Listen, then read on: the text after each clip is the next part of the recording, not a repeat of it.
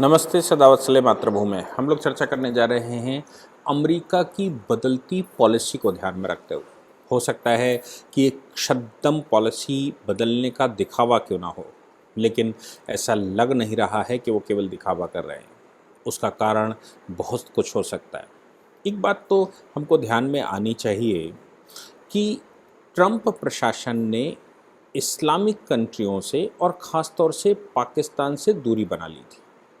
लोगों का कहना था कि बाइडन के आने के बाद पाकिस्तान के साथ उनकी नज़दीकियां फिर बढ़ेंगी और वो बढ़ती दिख रही हैं।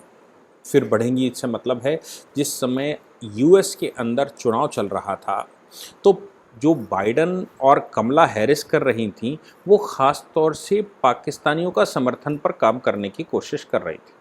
हालांकि भारतीयों ने इस बार ट्रंप का साथ नहीं दिया था। भारतीय मूल के जो लोग थे वो लगातार, मैंने ट्रंप का समर्थन में यहाँ से कुछ लेक्चर रिकॉर्ड किए थे, उन लेक्चर्स पर भी जो कमेंट यूएस के लोग कर रहे थे वो बड़े लाजवाब थे। ख़ास तौर से कुछ तो वीडियो लोगों ने रिकॉर्ड करके, दुबे जी आपको मैं सलाह देता हूँ और आप अभी ट्रंप को जानते नहीं हैं, और बहुत सारी ये कह के बहुत सारी बातें उन्होंने कही थी। लेकिन मैं लगातार तब भी कह रहा था कि व्यक्तियों के ऊपर और जो उनकी पार्टियां रहती हैं उन पार्टियों पर आप ध्यान दीजिएगा। जैसे बुश प्रशासन था, अब बुश प्रशासन बनाम ये, इनको समझ लीजिए, मतलब वो एक स्ट्रीम, एक पार्टी की फिलॉसफी रहती है। कोई भी पार्टी, जैसे उत्तर हिंदुस्तान के अंदर अगर हम कहेंगे कांग्रेस और बीजेपी कितनी भी बिगड़ जाए फिर भी वो प्रो इंडिया पार्टी है, वो राष्ट्रवाद को सपोर्ट करने वाली पार्टी। मैं तब की बात कर रहा हूँ जब बहुत बिगड़ जाए तब, अभी तो ठीक ठाक चल रही है और अच्छा काम भी कर रही है। लेकिन कांग्रेस बहुत सुधर जाए तो भी वो एंटी इंडिया काम करने से बाज नहीं आएंगे। अगर समाजवादी पार्टी पूरी सुधर जाए तो भी वो जो मुलायम सिंह कर गए, राम भक्तों के ऊपर गोलियां चला गए, उसका कभी भी वो जो उनके ऊपर प्रभाव है मुस्लिम वोट पाने के लिए, वो कभी ख़त्म नहीं हो सकता। वो उस चाल चलेंगे। तो पार्टियों की अपनी चाल रहती है, पार्टियों का अपना प्रभाव रहता है। यूएस में भी डेमोक्रेट्स और रिपब्लिकन का अपना अपना प्रभाव रहता है, उनकी अपनी चाल रहती है। तो जब हम बात करते हैं ट्रंप और उनकी पार्टी की, तो वो उनका पीछे रिसाइकिल जब आप करेंगे तो आपको ध्यान में आएगा कि वो आतंकवाद के पूर्ण विरोधी थे। इराक युद्ध में उनका रोल देख लीजिए, उनका रोल अफ़गानिस्तान में देख लीजिए, उनका रोल पाकिस्तान में देख लीजिए, या जो और इस्लामिक चरमपंथ बढ़ रहा था उनमें। लेकिन जो बाइडन की जो सिचुएशन है वो इसके बिल्कुल उलट है। मैं चाहे वो बिल क्लिंटन की बात करूं या ये इनकी बात करूं, ये सब एक चाल में चलने वाले लोग हैं। हालांकि ये भी कहा गया कि मोदी जी जिस समय प्रधानमंत्री बने, मोदी जी ने सबसे पहले, इनकी पार्टी चूँकि सत्ता में थी, जो बाइडन की ही पार्टी सत्ता में थी, उस समय ये उपराष्ट्रपति हुआ करते थे, तो इनको ये इस बात का भी श्रेय गया कि भारत के साथ संबंध अच्छे बना लिए। भारत के साथ संबंध अच्छे बनाकर वो चीन को काउंटर करने के लिए एक रास्ता ढूंढ रहे थे। लेकिन अभी जो पिछले कुछ दिनों से दिखाई दे रहा है, ख़ास तौर से एससीओ की बैठक के बाद, एससीओ में माननीय प्रधानमंत्री जी ने जो सत्यता बताई कि भाई ये युग जो है, वो ये शताब्दी अब युद्ध की नहीं है। लेकिन लगातार वो उन्होंने भी कहा, मैं बात करता रहा, और ये एक पब्लिक स्टेटमेंट आया और ये सत्य का स्टेटमेंट था, कोई रशिया के विरोध का स्टेटमेंट नहीं था। और अगर भारत के ऊपर भी सपोज, ये युद्ध का समय नहीं है, लेकिन पाकिस्तान भारत पर हमले करता रहता है और तमाम तरह के प्रयास करता रहता है, तो इसका मतलब ये तो नहीं है कि हम एयर स्ट्राइक नहीं करेंगे, ये तो नहीं है कि हम सर्जिकल स्ट्राइक नहीं करेंगे या हम प्रयास नहीं करेंगे। हम सब कुछ करेंगे, क्योंकि शास्त्रों के पूजन करने वाला भारत बिना शस्त्रों के नहीं चल सकता। शस्त्रों का प्रदर्शन करना ही पड़ता है अगर कोई शास्त्रों को ख़त्म करने का प्रयास करता है तो। अब ऐसी सिचुएशन जब भारत की हो, तो भारत भी युद्ध के पक्ष में नहीं है, लेकिन अगर चीन ने हमारे बॉर्डर सजा दिए तो क्या हम पीछे रहे? अगर पाकिस्तान ने हमको परेशान किया तो क्या हम पीछे रहे? तो अगर रशिया को परेशानी यूक्रेन से हो रही थी और यूक्रेन लगातार रशिया को परेशान करने की नाटो के साथ मिलकर कोशिश कर रहा था, पहले ही शीत युद्ध करके अमेरिका ने रशिया के बहुत सारे टुकड़े कर दिए और अब फिर रशिया के पीछे कुछ और नई गले लगाने का प्रयास हो रहा था, तो रशिया तो इस पर एग्रेसिव होगा ही ना। अब वो अलग बात है कि एग्रेसिवनेस उनकी वैसी नहीं है जैसा 1971 का भारत युद्ध जीत गया, और युद्ध जीतने के बाद हमने लगभग 1 लाख सैनिक बंदी बना लिए और फिर भी हमने कुछ हासिल नहीं किया। हमारा धन भी गया, हमारा समय गया, हमारे सैनिकों की क्षति हुई, लेकिन शिमला समझौते में हमने कुछ लिया नहीं। ना ही पाक ऑक्युपाइड जम्मू कश्मीर वापस ले पाए, ना ही हम पाकिस्तान के वो हिस्से जो जो जो पंजाब प्रांत के उन्होंने कब्जे किए थे वो वापस ले पाए। बस हमने समझौता कर लिया और वहीं के वहीं बैठ गए। रशिया वैसी गलती नहीं करता। वो कर रहे हैं तो उन्होंने लगभग 1 लाख किलोमीटर से ऊपर का क्षेत्र, रशियन क्षेत्र घोषित कर दिया। अगर युद्ध में क्षति हुई है तो उसकी क्षतिपूर्ति यूक्रेन ही करेगा।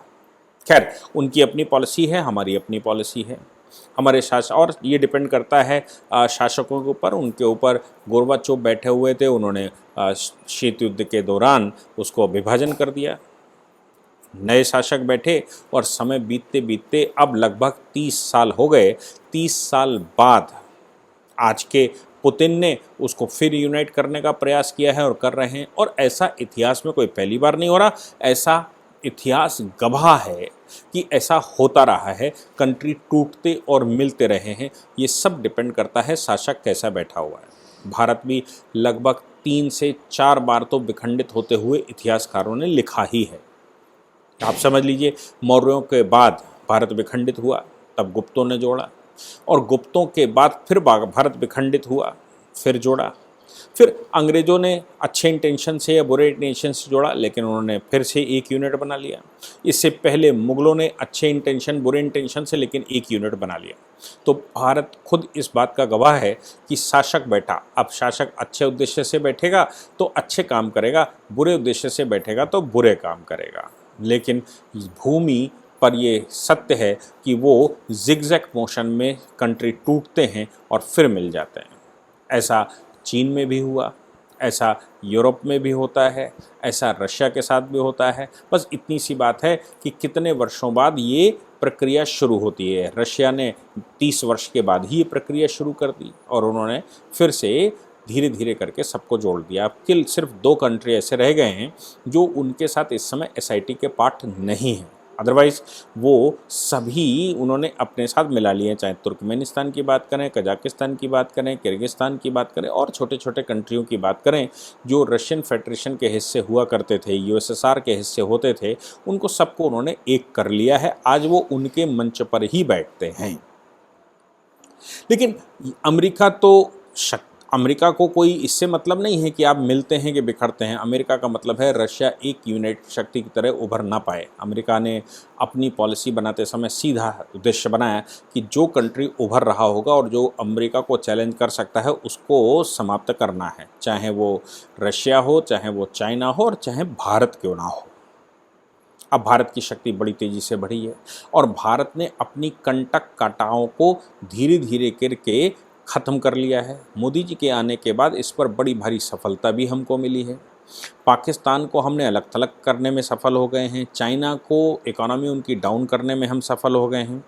विश्व के दूसरे कंट्रियों के साथ हम सिक्योरिटी काउंसिल की परमानेंट सीट के लिए दावा करने में सक्षम हो गए हैं। संसार के लगभग सभी कंट्री, किसी भी कंट्री ने भारत का विरोध नहीं किया। पाकिस्तान ने किया हो तो पता नहीं, पाकिस्तान ने भी विरोध नहीं किया। उसने अपना कश्मीर, राग अलापा, उसने जो कुछ कहा हो, लेकिन उसने भारत का विरोध मतलब सुनने में नहीं आया कि अभी जो यूएनओ की बैठक चल रही थी उसमें भी उसने कुछ कहा हो। ये बात जग जाहिर है कि कोई भी कंट्री, ध्रुव विरोधी चीन भी भारत को सीधा विरोध करने की स्थिति में नहीं है। वो कुछ कंडीशन लगाकर भारत को साइड करने की कोशिश करते हैं। उनकी कंडीशन है जापान से संबंध तोड़ दीजिए। लेकिन भारत पिछले 8 वर्ष में जिस चाल से चला है और जैसे उसने रशिया और अमेरिका के साथ, दोनों के साथ संबंध बनाए हैं, वो अपने आप में काबिले तारीफ़ है। लेकिन अब ये जो यूक्रेन वॉर हुआ, यूक्रेन में रशिया, अमेरिका को ये लग रहा था कि भारत उसके नज़दीक लगातार जा रहा है और भारत बहुत नज़दीक आ चुका है और इतना नज़दीक आ चुका है कि वो रशिया का भी विरोध कर जाएगा, क्योंकि भारत को उन्होंने पश्चिमी देशों की शक्ति दिखाने की कोशिश की, यूरोपियन कंट्रीज़ की शक्ति दिखाने की कोशिश की। लेकिन यूरोपियन कंट्रीज़ में भी कुछ ऐसे कंट्री हैं, फ्रांस जैसा बड़ा कंट्री है जो भारत का साथ बिल्कुल खुला देता है, इटली में सत्ता परिवर्तन हो गया है और जर्मनी में सत्ता परिवर्तन हुआ है, ये सब भारत की तरफ देख रहे हैं और भारत की पॉलिसी से प्रभावित हैं। ऐसी ट्रंप प्रशासन भी भारत की पॉलिसी से प्रभावित था और ट्रंप भी भारत के साथ कंधे से कंधा मिला रहे थे, या मैं कहूँ कि हम दोनों साथ मिलकर एक ही आतंकवाद के विरुद्ध और ख़ासतौर से चरमपंथी आतंकवाद जो रिलीजियस टेररिज्म है, इसके खिलाफ हम लड़ने की कोशिश कर रहे थे। बाइडेन की पार्टी का ऐसा नहीं है कि वो ऐसा कर रहे हों। जब हम रशिया के हमने संबंध तोड़े नहीं और अमेरिका को लगा कि अब रशिया के संबंध टूटे नहीं हैं और भारत ने जैसे ही एससीओ की बैठक में ये कहा कि भाई युद्ध का समय नहीं, इस बात को लेकर भारत रशिया से कैसे अलग किया जाए, और भारत की चूंकि इक्विटी है विश्व भर में, छोटे कंट्री भारत को बहुत पसंद करते हैं। ऐसे 125 से ऊपर कंट्री हैं जो भारत की तरफ देखते हैं हर बात को लेकर। बड़े कंट्री तो देखते ही, मैं 125 छोटे कंट्रियों की बात कर रहा हूँ, लेकिन वोट तो उनका भी बराबर होता है। तो भारत की तरफ देखने वाले ऐसे 125 कंट्रियों को अगर पक्ष में लाना है तो भारत की पॉलिसी को ये उनको सिद्ध करना पड़ेगा कि भारत भी रशिया के विरुद्ध है और अमेरिका के नज़दीक लाना है। वो स्टेटमेंट जो मोदी जी ने दिया, जिसका संदर्भ दूसरा था, उसका इस्तेमाल करने में कोई कसर पश्चिमी देशों ने नहीं छोड़ी। यहाँ तक कि आज यूक्रेन के राष्ट्रपति ने प्रधानमंत्री मोदी जी को फ़ोन करके धन्यवाद और कह दिया, और धन्यवाद करते हुए कहा कि भाई आपने मेरा सपोर्ट किया, इसके लिए धन्यवाद। भारत ने रशिया के सामने भी, पुतिन के सामने भी रशिया और जेलेंस्की दोनों को ही धन्यवाद किया कि भाई हमारे जो स्टूडेंट्स वहाँ फंसे हुए थे, आप दोनों ने हमारी बात मानी और हमको रास्ता दिया, हमारे स्टूडेंट्स को हम निकाल पाए। विश्व के ऐसे कोई लीडर नहीं कर पाए। युद्ध विराम रहा उस समय पर, और जो समय तय किया गया था उतने समय पर दोनों ही कंट्रियों ने किसी प्रकार का कोई रिएक्शन नहीं किया। यहाँ तक कि दोनों कंट्रियों ने भारत के लोगों को, भारत के डॉक्टरों को, या भारत में रहने वाले भारत के जो लोग वहाँ पर थे उनको निकालने में सहायता दी। अब ऐसा कहना कोई बुरी बात तो नहीं है, करा तो दोनों नहीं। और प्रधानमंत्री मोदी तो किसी से कहने में भी नहीं डरते कि वो किसी से ना कहें, उन्होंने अपनी बात कही।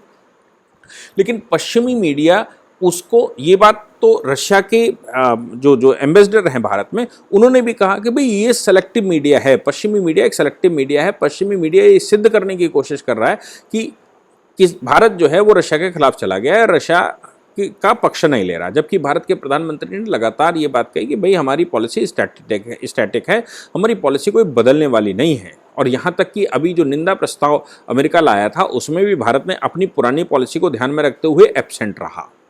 तो ये जो उंगली पकड़ ली, इसके ऊपर उनको ये लगा कि अगर भारत के प्रधानमंत्री पुतिन से ये कह रहे हैं तो इसका मतलब है भारत कहीं ना कहीं दबाव में है, और भारत दबाव में है तो हमको सेटिस्फाई करने की कोशिश कर रहा है और हमारे बगैर काम नहीं चल सकता। तो उन्होंने दूसरे दबाव के रूप में पहले तो भारत को अप्रिशिएट किया इस बात को लेकर कि भारत ने इतनी बात, ऐसी बात कह दी और पुतिन के सामने कह दी। ऐसा विश्व के किसी लीडर में इतनी हिम्मत नहीं थी कि पुतिन के मुंह पर बैठकर ऐसे कोई स्टेटमेंट दे देता। ये बाहर दूर दूर से तो भाषण चल रहे हैं सब, क्योंकि पुतिन उस एससीओ की बैठक में थे, उसमें तो संसार के सब बड़े कंट्री थे, मतलब जो पावरफुल इस क्षेत्र के कंट्री हैं। लेकिन किसी ने पुतिन के सामने इस तरह की बायलैटरल टॉक में बात नहीं करी। भारत के प्रधानमंत्री ने की, लेकिन भारत के प्रधानमंत्री ने अपनी स्टैटिक पॉलिसी पर कही। कोई अमेरिका का सपोर्ट नहीं किया, कोई यूक्रेन का सपोर्ट अलग से नहीं किया, कोई रशिया के विरुद्ध नहीं किया। इसलिए इस बात को छोटे कंट्रियों को, 125 से ऊपर जो कंट्री भारत की तरफ मुंह देखकर चलते हैं, उनको पटाने के लिए या उनके मन में ये विचार डालने के लिए ये सब किया गया, करने की कोशिश की गई। अब सवाल यहाँ पैदा होता है कि ये सब अप्रिशिएट भी अमेरिकन अखबारों ने और यूरोपियन अखबारों ने किया, और इसके बाद पाकिस्तान को F-16 की मदद और उसके मेंटेनेंस और वो वहाँ जो कर सकते थे वो सब किया। भारत के विदेश मंत्री एस जयशंकर ने कहा भी कि अमेरिका को सोचना होगा कि उसको क्या मिला पाकिस्तान के साथ लंबे संबंध बनाकर। लेकिन अमेरिका की पॉलिसी ये थी, मैं आपको एक चिट्ठी जो 1900 मेरे ख्याल से 92-93 में रिलीज हुई थी, चर्चिल और रूजवेल्ट के बीच का कम्युनिकेशन, वो कम्युनिकेशन क्लियर कर देगा। रूजवेल्ट ने चर्चिल को लिखा, चूंकि चर्चिल भारत में अभी ब्रिटेन बैठा हुआ था और चर्चिल भारत छोड़ रहे, मतलब भारत छूटना था, विश्व युद्ध चल ही रहा था। तो चर्चिल की है या बात के इटली की है, किसका मुझे लगता है कोई चर्चा का विषय है। ब्रिटेन को कुल मिलाकर ब्रिटेन को कम्युनिकेशन है। कम्युनिकेशन ये है कि रशिया के पास जाने से इसको बचाना चाहिए, भारत को बचाना चाहिए। भारत में इन्वेस्टमेंट, भारत आप छोड़ ही रहे हैं, भारत को छोड़ना ही पड़ेगा, क्योंकि भारत नहीं, सारे विश्व को उपनिवेशवाद से मुक्ति मिलेगी, ऐसा 1945 में तय हो गया था। जब यूएनओ बना 24 अक्टूबर 1945, तो यूएनओ की पॉलिसी में ये था कि उपनिवेशवाद खत्म होगा, इसलिए खत्म तो हो गई और ब्रिटेन वहां से जाएगा भी। ऐसी परिस्थिति में जो अमेरिका कह रहा है, वो कह रहा है कि भारत मत छोड़ो। भारत छोड़ते समय आप ध्यान रखिएगा कि भारत आपके नजदीक है, भारत रशिया के नजदीक ना चला जाए। अब 1945 की ये चर्चा है कि भारत रशिया के नजदीक ना चला जाए, और जब इधर से जवाब जा रहा है, ब्रिटेन से जवाब जा रहा है, ब्रिटेन ये कह रहा है कि नहीं भाई, हम युद्ध से अभी भयावह स्थिति से निकले हैं, हम ऐसा नहीं कर सकते, हम भारत की बहुत मदद नहीं कर सकते। तो अमेरिका कहता है आधा खर्चा हम बियर करेंगे। आप सोचो कि अमेरिका आधा खर्चा ब्रिटेन के बिहाफ पर भारत में खर्च करने के लिए क्यों तैयार है कि रशिया से किसी तरह से दूर हो। यह पॉलिसी अमेरिका की शुरू से है, मतलब जब जिस समय विश्व युद्ध चल रहा है, विश्व युद्ध के बाद से अब उनकी पॉलिसी बन गई। तो आप सोचिए कि अमेरिका को जब हमने वो स्थान नहीं दिया जो स्थान मिलना चाहिए था, जो वो एक्सपेक्ट कर रहा था, ब्रिटेन एक्सपेक्ट कर रहा था, हम रशिया की तरफ इंक्लाइंड रहे, और रशिया की तरफ इंक्लाइंड रहने की वजह से अमेरिका को दूसरा पैर रखने की जगह चाहिए थे, उसने पाकिस्तान को कर लिया। पाकिस्तान में उसने हर सर पैर रख लिए। पाकिस्तान के माध्यम से वो अफगानिस्तान, पाकिस्तान के माध्यम से इराक, पाकिस्तान के, चूंकि ये सारे पड़ोसी हैं, तो ईरान, इराक, इन सब पर वो सीधा पाकिस्तान से नजर रख सकता था। पाकिस्तान में जो हिंदू कुश माउंटेन वगैरह हैं, जो ऊंचा पहाड़ी क्षेत्र है, वो पहाड़ी क्षेत्र पूरी उधर की मॉनिटरिंग कर सकता है, एशिया के उस क्षेत्र की, मिडिल ईस्ट की। तो अमेरिका ने वो किया, भारत में वो पैर रखना चाहता था, भारत ने उसको लिफ्ट नहीं दी। यहां तक कि अफगानिस्तान वॉर के समय पर, जब अफगानिस्तान पर अमेरिका ने कब्जा किया, तब भी वाजपेयी सरकार हिंदुस्तान में हुआ करती थी। वाजपेयी सरकार से उन्होंने कहा कि मैं फ्यूल लेने की वो दे दी जाए और हमें लैंड करने की। वाजपेयी सरकार उस समय नहीं मानी, उन्होंने कहा नहीं, आप हम नहीं कर सकते। तो पाकिस्तान, उनको जगह मिली, पाकिस्तान से वो कर रहे थे सब कुछ। ये पॉलिसी अमेरिका की थी। लेकिन जब मोदी जी सत्ता में आए और उन्होंने अमेरिका ने उनसे इंटरेक्शन करना शुरू किया, हमने अपनी मार्केट वगैरह खूब बंद करनी शुरू कर दी, संसार को बताना शुरू किया कि हम यंगेस्ट कंट्री हैं, संसार को बताना शुरू किया हमारे पास मार्केट भी है, संसार को बताना शुरू किया कि हमसे नहीं जीत सकते। तो अमेरिका भारत की तरफ खींच रहा था। अमेरिका को ये लगा कि हम इतना खींच लेंगे भारत को कि वो रशिया के खिलाफ चला जाएगा, लेकिन हमारी कंसिस्टेंट पॉलिसी, हम रशिया के खिलाफ नहीं जा सकते। अमेरिका अब जो उसने कहा, जो तारीफ स्वरूप ये सब हुआ, बात करते समय जो रशिया के साथ भारत की बात हुई, उसके बावजूद उसने F-16 इसलिए वहां दिया क्योंकि ट्रंप की पॉलिसी ये थी कि पाकिस्तान को अलग थलग करना है, पाकिस्तान से टेररिज्म उगता है, उस टेररिज्म से पूरे विश्व को बचाना है। लेकिन बाइडेन प्रशासन की ये पॉलिसी नहीं है। टेररिज्म से उनको कोई समस्या नहीं, उनको केवल अमेरिका से समस्या है कि अमेरिका की तरफ टेररिज्म ना बढ़े। उनको वो समस्या है ही नहीं कि वो टेररिज्म को बचाना चाहते हो। अगर वो टेररिज्म से बचाना चाहते थे तो अफगानिस्तान से ऐसे भागते नहीं।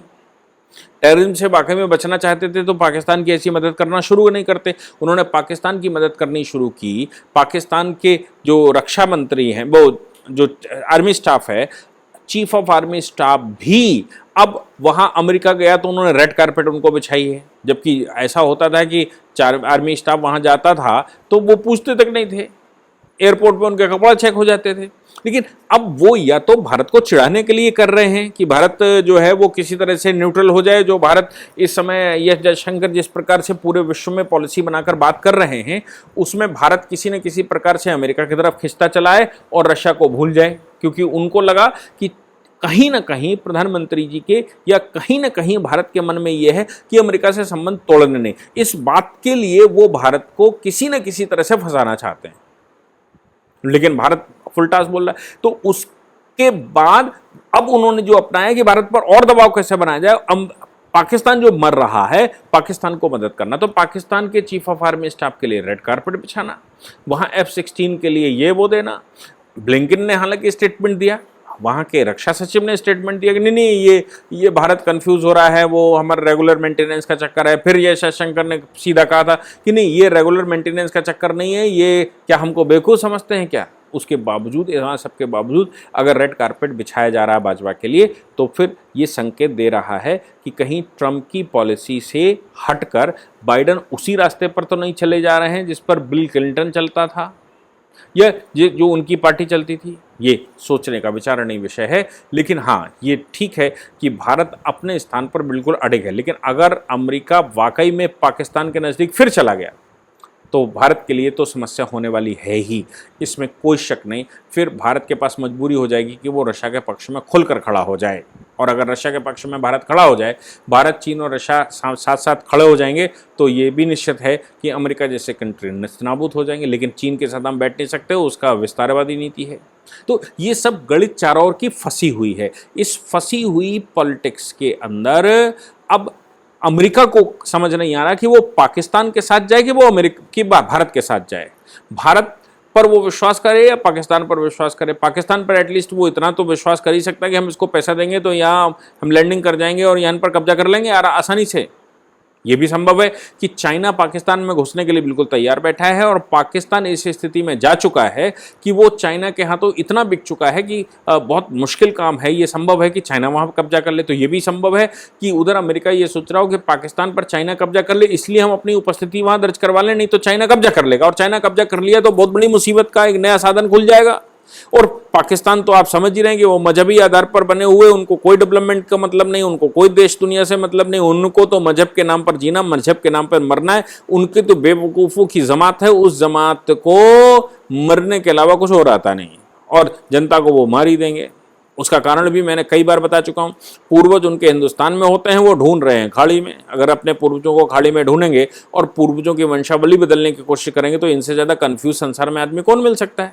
और अगर ऐसा कन्फ्यूज़न उनके दिमाग में घर कर चुका है तो इनको तो राम भी नहीं बचा सकते। ये क्या बचेंगे, कैसे बचेंगे? इनको तो भगवान भी बचाना मुश्किल है कि अगर शरण में आ जाएं, लौट कर वापसी कर जाएं और राम की शरण में जाएं, तो भी हमें लगता है बड़ा मुश्किल होगा कि इनको राम शरण में लेंगे। हालांकि मेरा मानना है कि हिंदुओं में तो शरण में लाकर और उनको आशीर्वाद देना पुरानी परंपरा है, लेकिन पाकिस्तान अब टेररिज्म के लिए दोबारा पूरा तैयार हो रहा है और उसका टारगेट भी भारत ही होगा। उधर अफगानिस्तान में उनकी पॉलिसी चल ही रही है, जैसी भी चल रही है। अफगानिस्तान से वो परेशान जरूर हैं, लेकिन अमेरिका का साथ अगर पाकिस्तान को मिल जाता है तो एक चीज़ और है, अफगानिस्तान भी इनके खिलाफ अब खड़ा हो जाएगा। तो ये वर्ल्ड पॉलिटिक्स को ध्यान में रखते हुए पाकिस्तान को निर्णय करना है कि उसको अमेरिका के पास जाना है कि नहीं जाना। पाकिस्तान की समस्या ये है कि वहाँ खाने के लिए भी नहीं है, खाने के लिए उनको पैसे चाहिए, तो पैसे जो उनको खरीद लेगा वो उनको पैसे दे देंगे, वो बिक जाएंगे। जो अच्छी बोली लगाएगा वो उनके यहाँ तो बिक जाएंगे। उनकी पॉलिसी का पता नहीं कहाँ गई, उनका राष्ट्रवाद कहाँ गया, उनका वो कहाँ गया। एक तो इस्लामोफोबिया, मतलब इस्लामिक कट्टरपंथ, और उस कट्टरपंथ के ऊपर को करते करते बर्बादी की कगार। अब तो उन्हें सिर्फ पैसे चाहिए भिखारियों की तरह, जो खिलाए और वही वैसा कर ले। आगे देखते हैं क्या होता है। जय हिंद, जय भारत, वंदे मातरम।